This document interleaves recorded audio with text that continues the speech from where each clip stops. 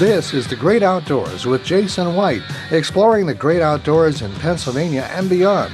Brought to you by the Mariana Outdoorsman Association and by Wild Acres Farm, Fishery, and Regulated Hunting Grounds. Now, The Great Outdoors with Jason White. Hello, friends. I'm Jason White. Welcome to The Great Outdoors. Greatly appreciate you listening for the show today. I want to start off by giving a special thanks to our sponsors, the Mariana Outdoorsman Association. You can join the MOA today at going to marianaoutdoors.com. Again, that's marianaoutdoors.com. Also, you can follow us on Facebook, Instagram, YouTube, Spotify, Anchor Radio, X, and again, marianaoutdoors.com with all of the information kind of consolidated from all the different media platforms, including, uploads of this particular show. So, again, you want to join the MOA today, catch huge fish, enjoy a 750-yard rifle range, pistol ranges, upland bird stalkings, certainly like no other, marianaoutdoors.com.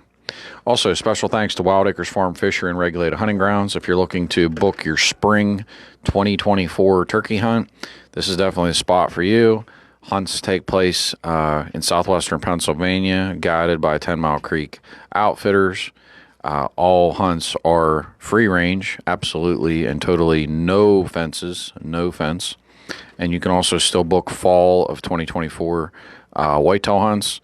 And we are also closing here in the winding 5 or 6 weeks of upland bird season as far as we do at the Wild Acres. If you want to book a hunt, you better get in ASAP, 724-579-0924. Again, if you're looking to book any of these hunts, turkey, deer, upland, 724-579-0924.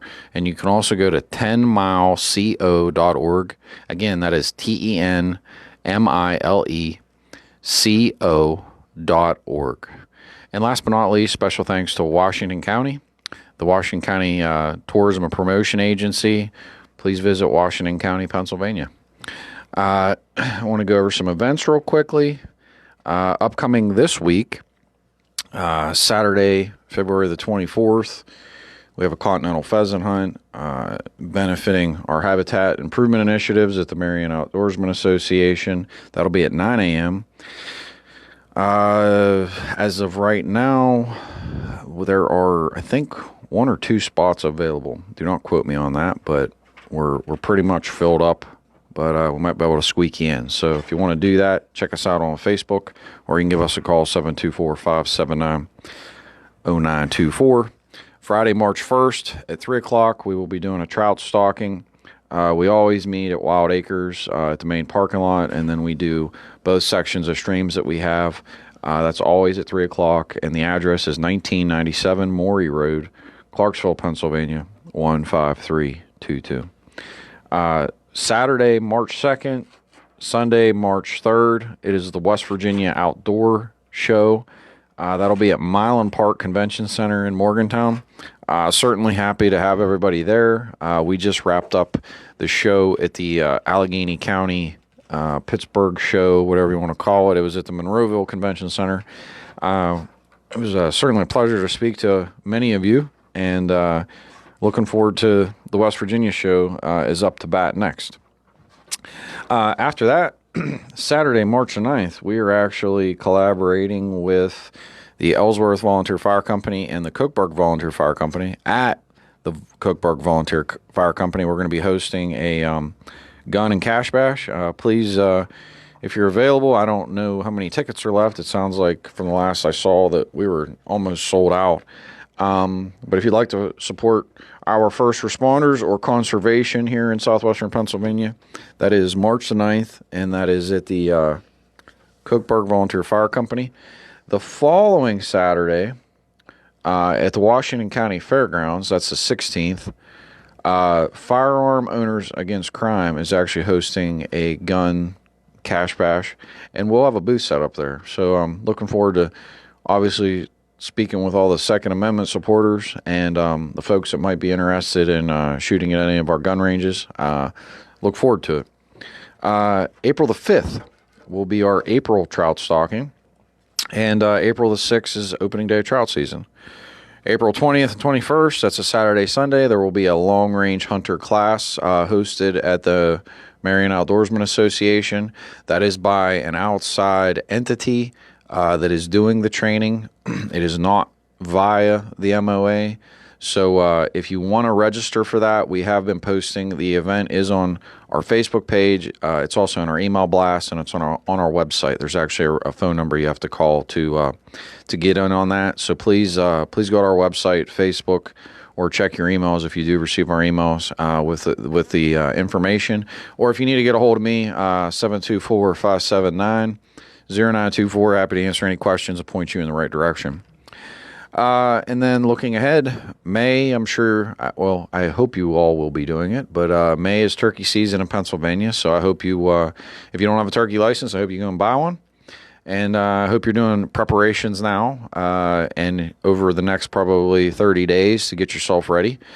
And last but not least, I just want to save the date out there, Saturday, July 13th. The MOA is partnering with the Fayette County Farm Bureau, and we will be hosting a golf outing at Cedar Brook Golf Course. If you've never been there, fantastic track. I love golfing there personally. And if you want to support the great outdoors and agriculture, which is certainly all, I would say it's all one cohesive and bonded thing. Please check us out. Happy to have you. I know there's been a lot of discussions about Sunday hunting in Pennsylvania recently. It's been all over the news, and I felt that I wanted to kind of share not only a story, but I guess we'll call it like the perspective from the Farm Bureau and how we kind of got where we are, what I've seen, and I just wanted to kind of give everybody an update, kind of where that situation is and why it's so important, and how things are headed in such I would say, a positive direction. So it's been on the news recently about Sunday hunting. There's been discussions, not only out of the Pennsylvania State Senate, but also the Pennsylvania House. Senator Rothman, the chairman of the Senate Game and Fisheries Committee, is putting out some legislation regarding this. He's been a true advocate to the sportsmen, the outdoors, and conservation, agricultural community. So certainly, I know I myself, and I know others greatly appreciate his efforts. And then recently, State Rep Mandy Steele from Western Pennsylvania has also been proposing legislation geared at the same concepts and ideas. So exciting to see her, taking on these efforts as well.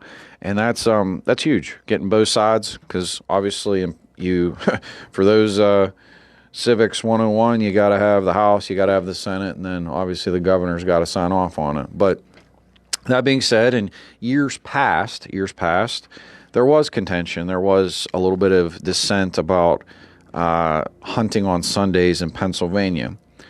What this past year personally taught me was we all have two eyes, two ears, and one mouth. And before any of us go speaking, we should take the time to listen to others, to look around our surroundings, to see what's going on.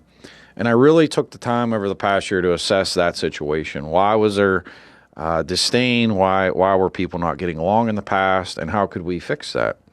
And I cannot thank the Pennsylvania Farm Bureau enough, the Wildlife Fisheries Committee, our chairman, the staff of the Pennsylvania Farm Bureau for being so open-minded, willing to have conversations. I'd also like to thank the Fayette County Farm Bureau and their board. A lot of good things have come out of the Fayette County Farm Bureau, the board. A lot of things are being pushed, and it's actually, there's been ripple effects all the way throughout the whole state. So first and foremost, if you're not a member of the Farm Bureau, please consider joining. Many, many benefits, and you can be involved in positive change in Pennsylvania in many, many different ways. That being said, our committee spent basically an entire year back and forth having discussions. And I would say the biggest thing is many people felt ignored. Subjects, and I'm going to go through four of the topics. The the topics that were, I would say that we kind of narrowed down as key concerns within the Pennsylvania Farm Bureau and farmers, as we'll just call it the give and take on the whole Sunday hunting. And the reason, when I was going through this process, we have an annual convention with the Farm Bureau, and I was blessed and had the opportunity to go on behalf of Fayette County with some of the folks from Fayette County Farm Bureau to go speak about our policy recommendations, et cetera, and to vote on policy for the whole state. And, a lot of people in the past with Sunday hunting just felt that there were promises made and promises were not kept. And I can totally respect that. I can't respect promises not being kept, but I can totally respect somebody being upset if there were promises made or handshakes made and things were not held up on the other end. So we took the time and broke it down, and I'm actually pulling it up right here. I wanted to kind of go through this with you. So there were 4 main priorities. Priority number 1 was trespass. Trespass is a huge issue in Pennsylvania, and anybody that you hear, I would say 9 times out of 10, when you hear about any contention with Sunday hunting, it directly goes back to, I would say, the priority of addressing Sunday hunting packaged with criminal trespass. There's not enough bite in it right now.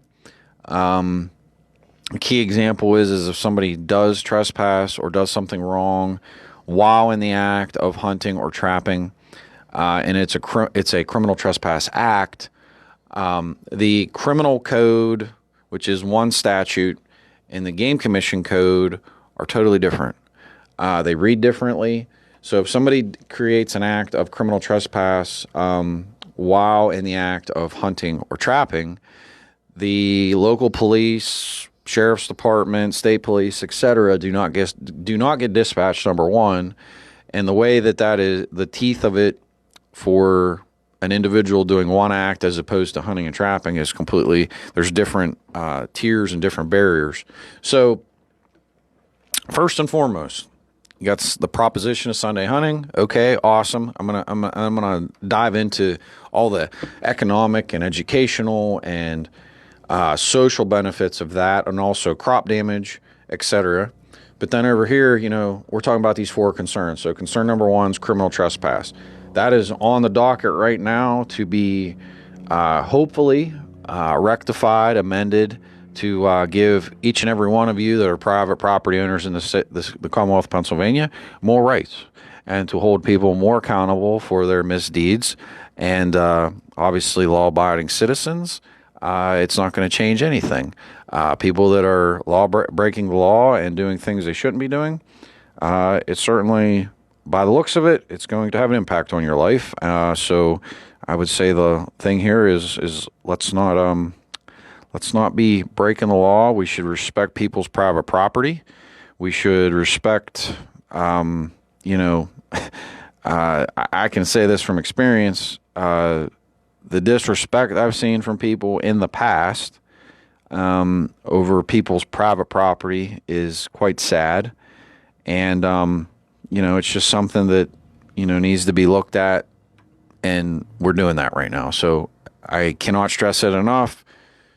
Private property rights, criminal trespass is on the docket. That's number 1. Number 2, allowing deer removed for crop damage to be taken to a third-party processor versus having to wait for a warden for retrieval. This is kind of the tip of the iceberg with this particular program. I myself, I'm not speaking on behalf of the Pennsylvania Farm Bureau, but this program has some quirks in it. I myself, which will lead into the next topic, I myself do not necessarily like the entirety of complete and total access when farmers open up to the general public, and that has been a reason why. So hear me out here. With this particular program, even that we're talking about, for you to even be applicable to get it or to obtain a crop damage tags, you have to be in the hunter access program for a minimum of 2 years, or you have to be in a special regs area. So that presents its own set of problems. So let's put that on the shelf right now. The next problem is if you do apply to that concept and you do have crop damage and you do harvest a deer, the problem right now is that one, this crop damage typically happens in the heat of summer, so it's 90 degrees, whatever.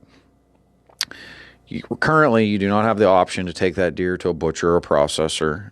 You're not allowed to use it for compost, and you're not allowed to potentially butcher it for yourself or your family.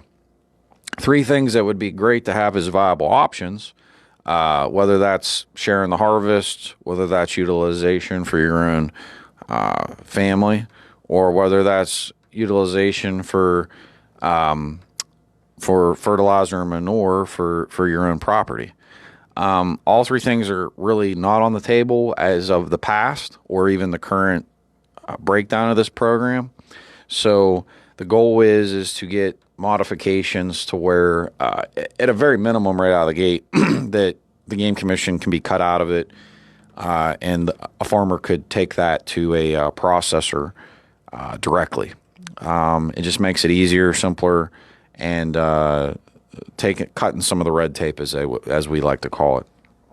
The next piece of that is not everybody wants to be totally public access, and the reason is there's some bad eggs out there. I'm not saying everybody's a bad egg. Please don't take it that way.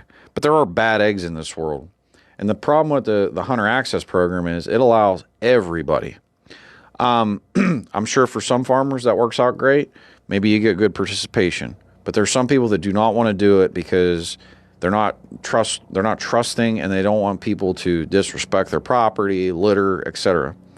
So there's a proposal right now to do a vetting program. It's called a Trusted Hunter Program. Other states do this.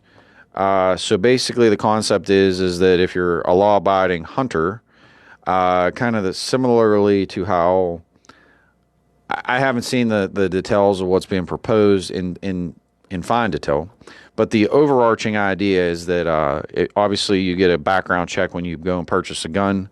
The idea would be that you would do a similar concept, and there would be properties across the whole Commonwealth farms that would then be open for you to access. And you would go to the farmers, and basically it would not be open to everybody. So, like, for example, let's say somebody has, I don't know, 2 DUIs and is about to go to court for, I don't know, some.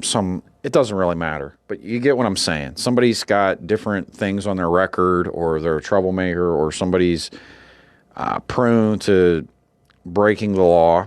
Because you have to understand, just because somebody breaks the law or does things or causes a ruckus doesn't necessarily mean that ever impacts their hunting and fishing rights in the Commonwealth. So it's simply about giving private property owners to the respect and also the choice of who they want to allow on their property. It's not just opening up the floodgates. So, if they want to allow, Joe Smith and his, kids to go hunting because Joe Smith's a law-abiding citizen and a good person, well, that's their choice.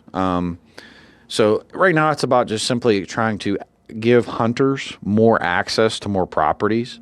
But to do that, the concession has to be that it can't be open to every last single human being. It has to be open to people that are law-abiding citizens. And this concept and idea is successful in other states. It opens up more property to hunter access. It's just not necessarily open to every hunter. So yeah, as long as you have a clean record and you're doing things the way you should be doing, and you want to utilize it, that's the other thing. It's not that you have to do it. It's simply giving people a choice. And number four is, I think, probably almost as important, if not more important than all of the previous 3 that I mentioned, and that is establishing a position with the Game Commission, Board of Commissioners, similar to the Pennsylvania Fish and Boat Commission. So the Pennsylvania Fish and Boat Commission has a Board of Commissioners. 2 of those commissioners are at-large commissioners. They specifically represent and give views on the boating industry. Makes sense, right? To have people on a board that have a knowledge and an expertise in a particular field that they're making rules and regulations about. One would think, yes, that makes sense. The Game Commission does not have this same premise. So simply we are trying to mimic that same model from the Pennsylvania Fish Commission and establish a position or positions within the commission board of commissioners that would represent people with an agricultural background, etc. That does not mean, and I want to put an asterisk next to this with big bold letters and exclamation points, this absolutely and utterly does not represent the Pennsylvania Farm Bureau or have any connections with the Pennsylvania Farm Bureau. This is to establish, just like the boating industry, and boaters and recreationalists across the state, you have people on the Pennsylvania Fish and Boat Commission that have an expertise in your arena and field. The Farm Bureau does not have those positions set up to target that idea and that knowledge. Why is this important? Why is it important? I do not have the specific statistic, but you can go look it up, and I can assure you I'm pretty close. The Pennsylvania Game Commission has approximately, it's over 1 million acres of, or square miles, I think it's acres, of game lands that they manage. Farmers and agriculture folk in Pennsylvania, it's over 7 million. That is a huge difference, number one. So you're talking like 7-to-1 ratio approximately. And I'm saying approximate because it's not exact. Approximately. And the kicker is, without the agricultural community, and when I say agricultural community, that could be anything from people that do corn, people that do soybeans, people that do, timber. Doesn't really matter. There's a wide variety that it can be impacted. People that have hay fields, people that have dairy cows, people that have beef cows. You get what I'm saying. Grain pastures, sunflower fields, etc. Orchards, the list goes on and on and on. Agriculture is, without agricultural properties in this state, it would absolutely impact the hunting and fishing community in the Commonwealth. That goes without saying. The importance here is that we get knowledgeable people that can understand that agriculture is not its own thing. Farming and trapping and hunting, they are not all separate and distinct. They all interlap. They all intertwine. And I think that that's been, over the past year, that has been such a, for me, barriers are being broken with people realizing that, you know, the amount of crop damage that a farmer can deal with because of just wildlife damages. What if I said to you that, you know, you have a salary, let's just say your salary is $80,000 a year. And I say to you, well, I'm just going to take away $30,000 from your salary because that represents crop damage. Well, the kicker is that people in the agricultural community really do deal with this. And this is a big deal for them. This is their livelihood. These are their livelihoods. These are the things that are critical and mean how they put food on a table. So to ignore issues that impact people's livelihoods is just not, it's not the right thing to do. The right thing to do is to listen, to look, to see what's going on, and then to identify and implement solutions to address these things. And from there, one would hope that things like the hawks in Pennsylvania being totally and utterly out of control, killing the small game. We want to get more kids out in the woods. Well, fact of the matter is if we don't do a better job of addressing predators, whether that's aerial or ground, we're doing an injustice to ourselves. Looking about predation programs for nesting predators that kill and destroy rabbits, ruffed grouse, turkeys, pheasants, etc. You get what I'm saying. Nesting birds and animals that nest on the ground that these animals kill. And it's important to acknowledge because pelt prices are so astronomically low The incentives for people to go out financially are you're actually probably spending more in fuel than you are by the time you actually get your pelt from if it will even be purchased from the market. These are all things that they matter, they're huge, and they can make a big difference. Looking at things about how we handle crop damages, how we assess them, wildlife surveys, wildlife assessments, just like these programs here, like we were talking earlier about the crop damage program. How can it be more effective and efficient?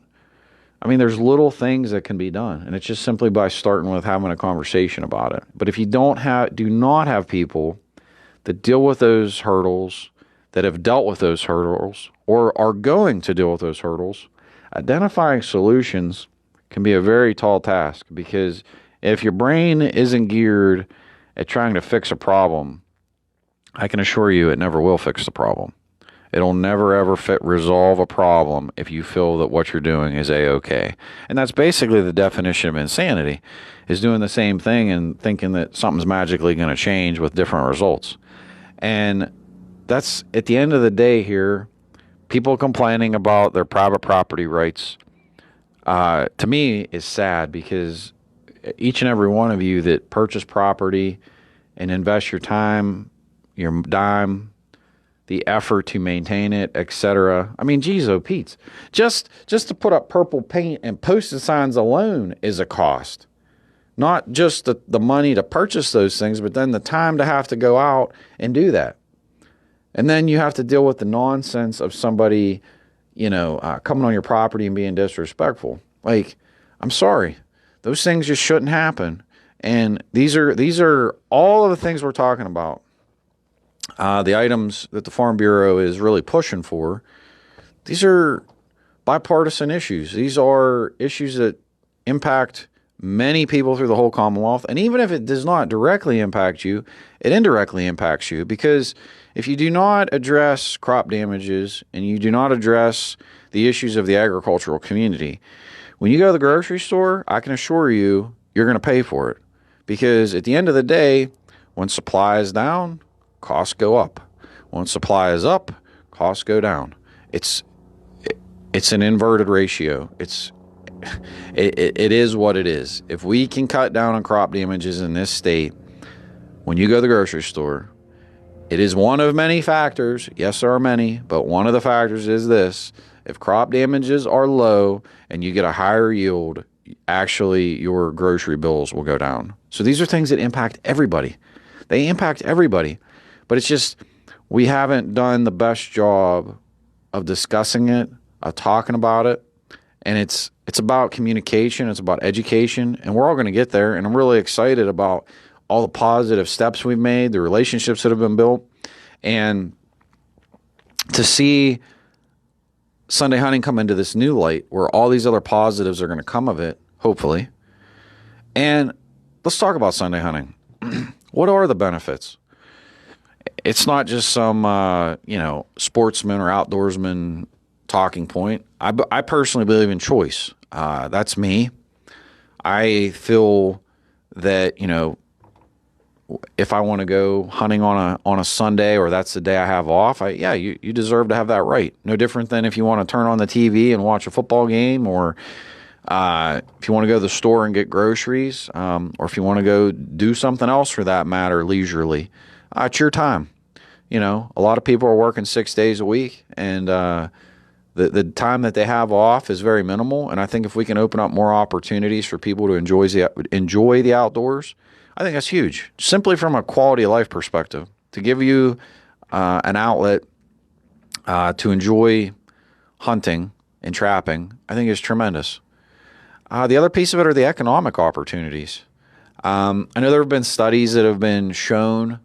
I've seen from a few million up to like approximately 5 million, where there were estimates that there would be economic benefits for the Commonwealth in those windows.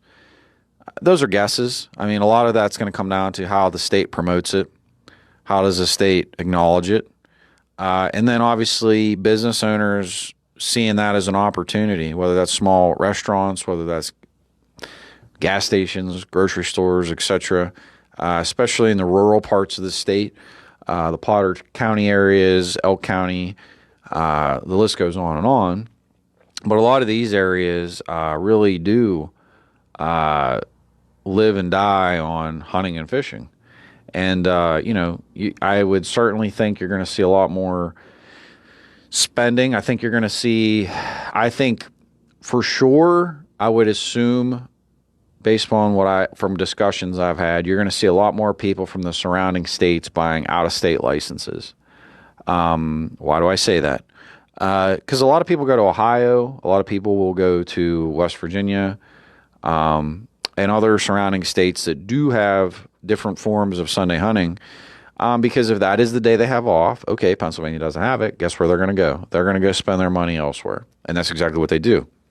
I know a huge amount of people that go to Ohio for deer.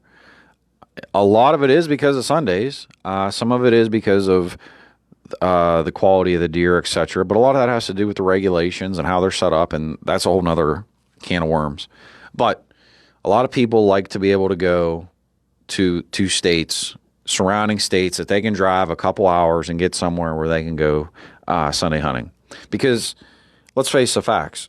Do you want to take a weekend trip where literally you leave work on a Friday and you literally have Saturday and then you got to come back Sunday morning? Or would you like the opportunity that you can hunt, whether that's Friday evening, all day Saturday, and if you want to hunt Sunday a half a day or even all day and come back Sunday evening? I mean, it's a no-brainer. People that want to book hunts and different trips, I can tell you personally, I've seen a lot more people since we did the Saturday opener with allowing the first Sunday of rifle season. I get a lot of people every year now that want to come in Saturday, Sunday, Monday, because it's straight through. There's no day off, and it's just more convenient for them because they're only really burning one vacation day to take a 3-day trip. So these are little things that can make a big difference in the big scope of how we move forward. Also, if this can be a window to attract more fishermen, or not more fishermen, sorry, more sportsmen as a whole, I think that's important. Because if, say, Joe wants to take his kids hunting and Sunday legitimately is his only day off, hey, if we can pick up some more kids and get them outside, that's a positive. Here's the other benefit. The other benefit, I'm going to circle back to the crop damages. The more days we have, the more windows and opportunities we have to harvest deer. The state allocates tags based upon what can be harvested and what their targeted harvesting goals are for management of the whitetail herd. That being said, massive amounts of those tags go unutilized. By opening up on Sundays, it then creates an extra window, an extra day, more time that somebody could utilize that tag. And those are the goals of what's in front of us. Crop damage reforms, economic opportunities to get more kids in the outdoors, people that just need quality of life improvements in their lives. These things are all at our doorstep. Addressing the needs of the agricultural community, addressing the needs of you, each and every one of you that have private property rights in this state.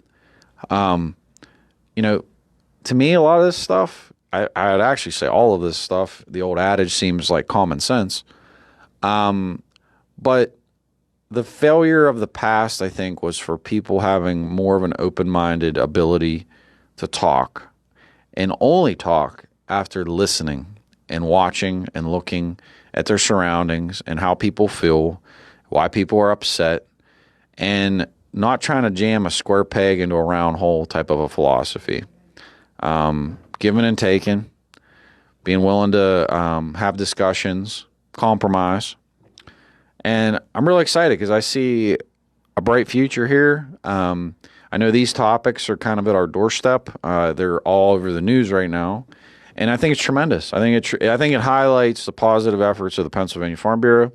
I think it is very telling of the other outdoor organizations across the whole Commonwealth that are advocates for Sunday hunting and also for conservation as a whole. There's a lot of them. I can't even name them all that are supportive of Sunday hunting. But also, I haven't had a conversation yet where anybody wasn't supportive of the other things that we're bringing up, whether that's the crop damage programs, adequate, knowledgeable representation on a board,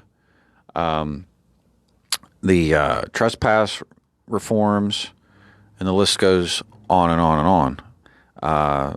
So I will keep everybody posted as we kind of progress through this. I'm really excited because it's a monumental time in the state, and big things are coming. And I'm excited for the future because there's some other things that I know I've talked about in the past about permitting.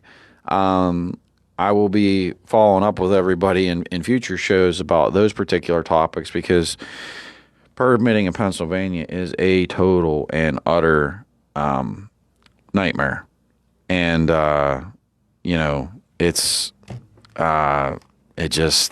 it is what it is. So we will keep everybody, it just kind of is what it is. But that being said, I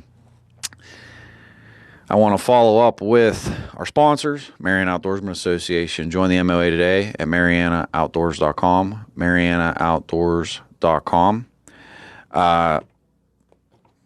And also Wild Acres Farm Fishery Regulated Hunting Grounds. If you're looking to book a whitetail hunt, turkey hunt, or an upland hunt, please check us out, 10mileco.org, 10mileco.org, or you can call us at 724-579-0924.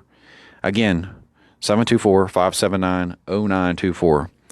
And last but not least, special thanks to Washington County Chamber and Tourism and Promotion Agency. Please visit Washington County, Pennsylvania today. March 1st, 3 p.m., trout stalking. If you're don't have it on the radar, please do. We're going to stalk some monster trout. Saturday, March 2nd, Sunday, March 3rd, West Virginia Outdoor Expo at Milan Park Convention Center. That is in Morgantown, West Virginia. Jeez, oh, Pete's, where's my head? Morgantown, West Virginia, unless we're transplanting Morgantown to Pennsylvania. I guess sometimes it is a transplant of Pennsylvania, but yes, Morgantown, West Virginia. March the 9th is our outdoorsman gun and cash bash. That is at that is at Cokeburg Fire Department with the collaboration of the Cokeburg Fire Department, Volunteer Fire Department, and also the Ellsworth Volunteer Fire Department. Please support your first responders and conservation of southwestern Pennsylvania by attending this tremendous event. Details for this event are on any of the 3 Facebook pages, Ellsworth Volunteer Fire Company, the Cokeburg Volunteer Fire Department, and also the Mariana Outdoorsman Association. Saturday, March 16th, Firearm Owners Against Crime is hosting a gun and cash bash, or a gun bash at the Washington County Fairgrounds. We will have a booth set up. Looking forward to discussing 2A and certainly all the range opportunities that we have available for folks, and also our upcoming classes that we have. April the 5th is a trout stalking. April 6th is opening day in the good state of Pennsylvania. April 20th and 21st, long-range hunter class. If you're looking to go out west or looking to do anything, I would say beyond 300 yards, this is certainly for you. Details are on our website, MarianaOutdoors.com, our Facebook page, and also you can check if you do get our emails or you would like to get our emails, go to MarianaOutdoors.com and please check your email because we got a lot of info about this. You have to call Chad Williams to sign up for this. And certainly, last but not least, please save the date for our July 13th golf outing. That is a collaboration with the Fayette County Farm Bureau and the Mariana Outdoorsman Association. And I know what you're thinking. What does golfing have to do with agriculture? Well, I actually told some people this, and I'm going to let you all know. Curiously enough, if you would go out to a golf course and see the amount of equipment that they use, if you would see the amount of fertilizers, pesticides, the different seeds that they have to utilize, it's truly tremendous. A golf course in its own way is a huge asset, to the agricultural community. And if you've never been to a golf course, well, this will be a great opportunity to come check one out and take a tour and see the efforts of golf course crews and see a beautiful Cedar Brook golf course here in southwestern Pennsylvania. looking ahead, like I said, I'm going to keep everybody posted about what we got going on with not only the Pennsylvania Farm Bureau, but some of these legislative items that are upcoming. I'm also going to be highlighting in greater detail. We have this upcoming trout tournament, May, the first Friday and Saturday of May. That's the 3rd and 4th. It's the PA Classic. I just did a save the date, and really looking forward to that, getting people coming in from different parts of Pennsylvania to enjoy some trout fishing. But until next week, my friends, I just want to say thank you so much. Again, MarianaOutdoors.com, MarianaOutdoors.com. We're going to be at the West Virginia Sports Show this upcoming weekend, and I hope to see you, because I'll tell you right now, you want to talk about some big fish, some big deer, some turkeys, I have it for you. But again, I'm Jason White signing off from the Great Outdoors. I'll see you next week. Thank you, everybody.